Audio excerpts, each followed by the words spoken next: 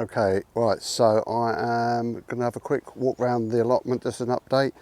Trying to be quick because the kids will be out from the local school for playtime any moment. Down the front here, have a quick spin round. There's the field beans. This is planted in my comfrey bed, and those have survived. There's a few at the back I've lost, but there are some there.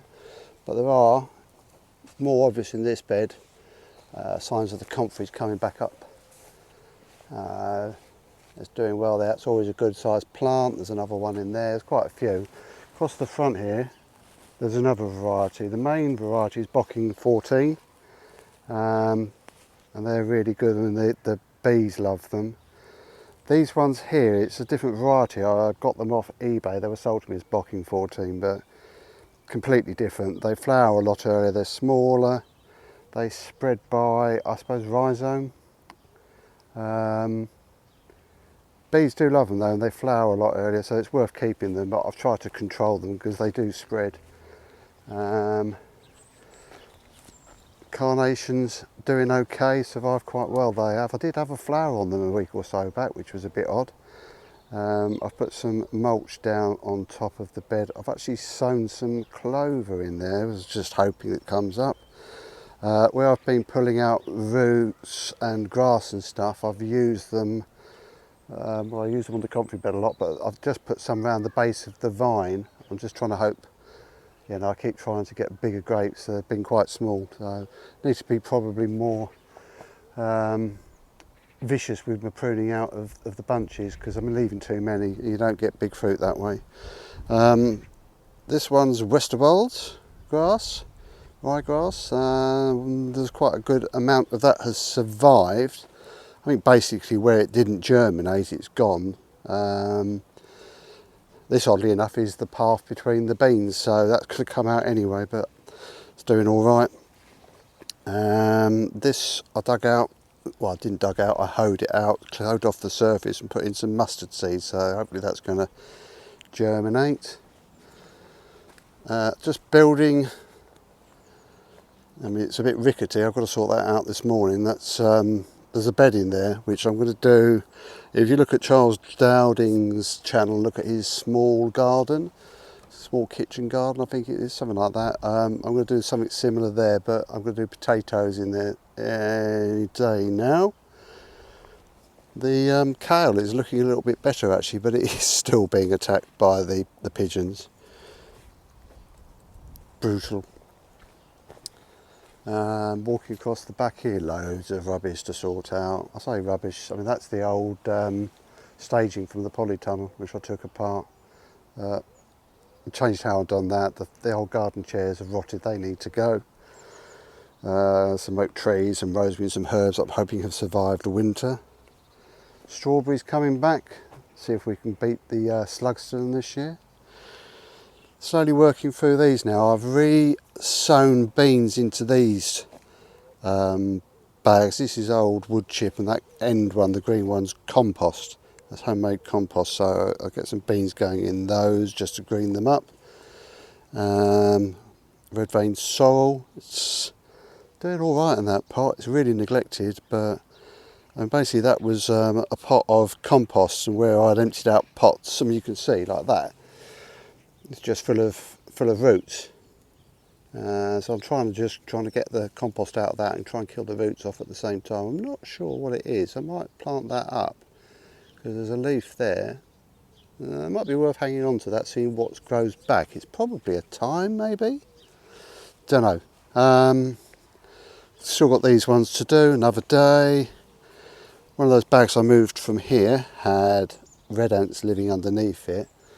That's one of the other ones, the problems I had with the wood chip planters last year, that you just get red ants, black ants, they just move in, and then it becomes like dust and you're just fighting against, well, the inevitable basically.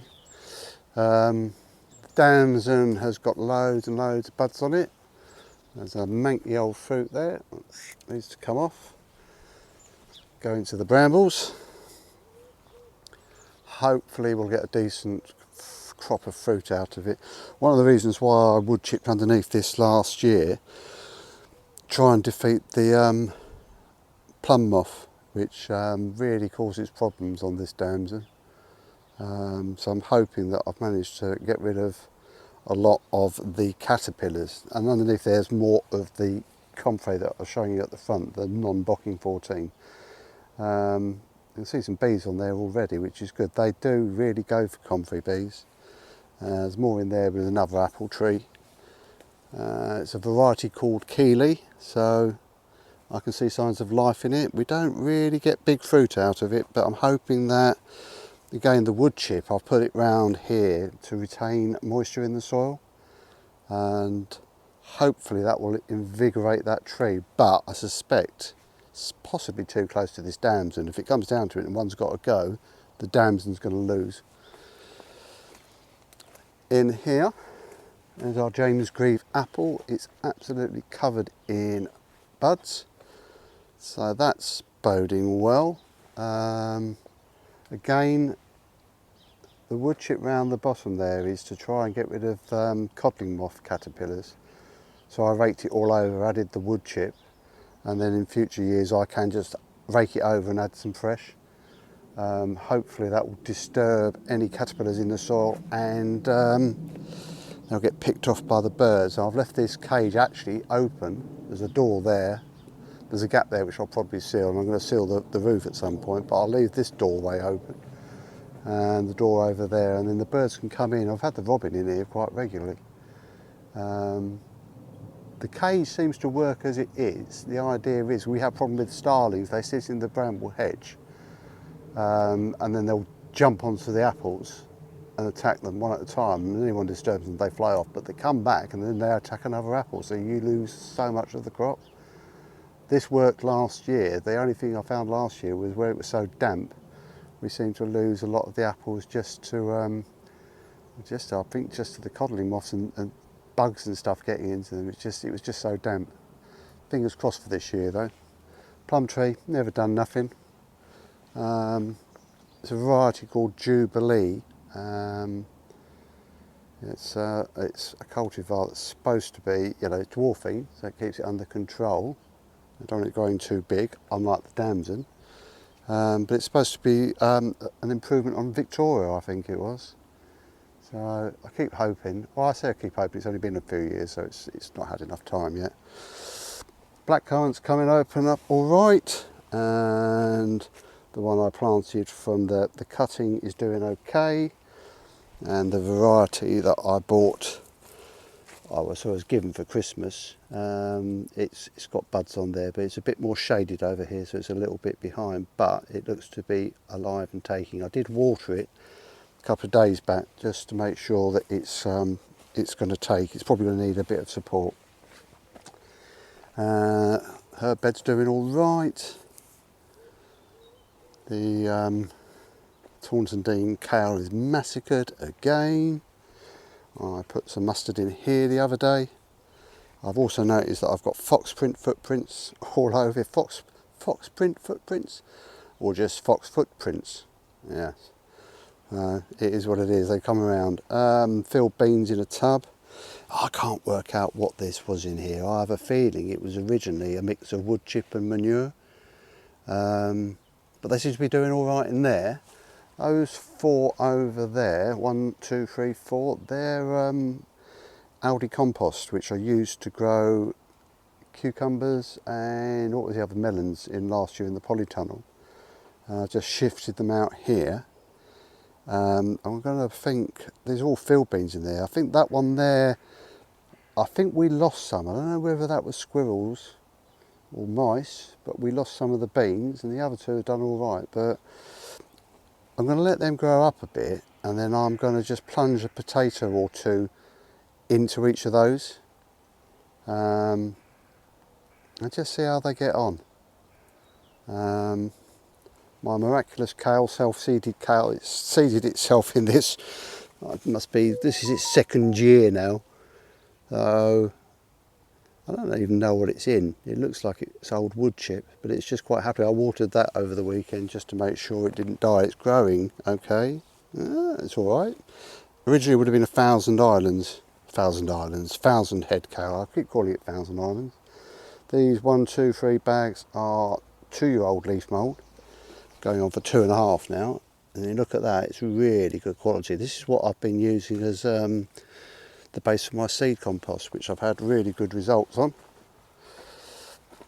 Now, I did have a bag of leaf mould that was a year and a bit old. I've managed to move it.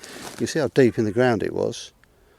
Well, I say deep in the ground. It was there, and I built this wood chip around it, which is like 3, 4, maybe even 5, 6 inches deep. And I dragged it over here, and I opened it up, and I've broken it up into this one. So this is 15 months old. It's looking really good, but this I'm going to keep. I think it's germinated down there.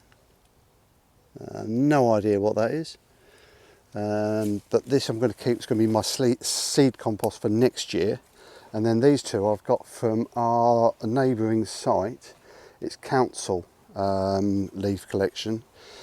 I was told it was really well decomposed, but compared with that, I mean, I would say this is autumn's. And that's just literally, it's just been sat in a council yard somewhere, and then they've dumped it on the neighbouring allotment site. So that will do me for the autumn. I'm going to just let it sit over the summer, then I'm going to spread it over the beds. These are my bags of old wood chip. You can see the green manures are doing really well. That one completely dead. I don't know what happened with that one. That one's not doing so well, but 1, 2, 3, 4, 5, 6, 7, 8, 9, 10, 11, 12, 13 out of 15 are basically flourishing, so that's good. That's Westerweld's ryegrass again, as are these two over here, potato planters. You can see where I haven't done anything because there's literally, well, I must have put some beans in there because there is it's got frost damage right down the bottom there. I don't know if you can see that, but that's black, so it's been hit by frost. But it's hanging on. That one over there definitely didn't do anything. That one's got field beans in it. It's actually got some vetch as well. This has got a mixture of beans, vetch and Westervelds. I think it's Westervolds actually, but Westervolds. That has got some vetch in it, which obviously hasn't done very well. But overall, I'm pleased with the results from that. And there's a big pile of wood chip there, which I am trying to compost as quick as I can. So it was turned over winter. Interestingly enough, I can see a dock in the middle there. Keep an eye on that. I'll probably have to have it out, but I'm trying to get that broken down as quick as I can so I can bag it up in the autumn. Rhubarb, you can see, is flourishing. Excuse the aeroplane going overhead. We get loads of them around here. And now I've got 1, 2, 3, 4 beds in here.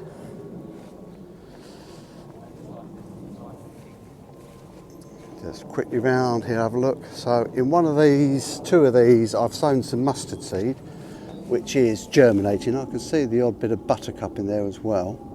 I've got some beetroot, which I've been growing indoors as an experiment under some grow lights. They're really straggly, really leggy. So they're going to just go in the ground and they can do what they can do. We'll see what happens with those. But I've got peas that are coming on, and I shall just keep putting peas in, sowing peas, and I'm going to put peas throughout this for this year, and add other bits and pieces as I go. These two are, one's a lot bigger and a lot deeper than the other, but I'm going to put potatoes in here. This is like a no-dig potato, just like trowel out a space, put the potato in, cover it up, and then just keep an eye on them, and we'll see how they goes. Onion seed, I think the variety is Prospero. I'm a bit behind. They only got planted out the weekend, but they mostly seem to have taken all right, which is a bit of a surprise because I had a right job getting them out of the little seed cells. They're cheap seed cells, you know, the ones that just as you try and squeeze, they crack. Some of those. So fingers crossed they'll do all right though. Field beans in there. These are my carrot buckets, so they're going to be onion buckets this year. Same in that bed there as the other two. The first two, there's mustard in there at the minute, but this will be pumpkins and squash round here. I mean, there's a good chance that we'll have squash in over the other side as well, but I've added some of the aged manure I've got over there in the potato bed, and I mean that's ryegrass again, but it doesn't seem to have germinated very well, so we might have more come up. Field beans.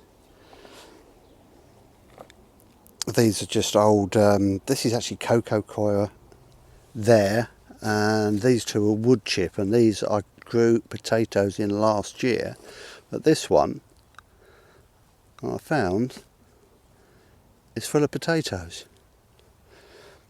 So they probably need to, I'll just keep pushing them down for the minute, they probably need to come out and be chitted. There's some decent sized potatoes in there, and I'm going to plant them out. I've got some more at home as well. I just seem to have had loads of potatoes that didn't get eaten, and they're all starting to sprout. So I shall plant a lot of them out. And finally, this is the path between us and the other half plot in front. This is wood chip, really deep wood chip. And again, I'll just dig in here a little bit. I did dig this over. You can see, just back off a bit. You see how much decent stuff there is in there. This, I'm going to turn again at some point. I'm going to try and compost that again. It's as quick as I can. And all adds to the organic material we've got going into the soil. And then really the last bed to sort out is going to be that one where there was sweet corn last year. This corner was tomato plants. At the minute I've hoed a lot of the weeds off. But there's still loads of work to do on that. Still, it's all coming together.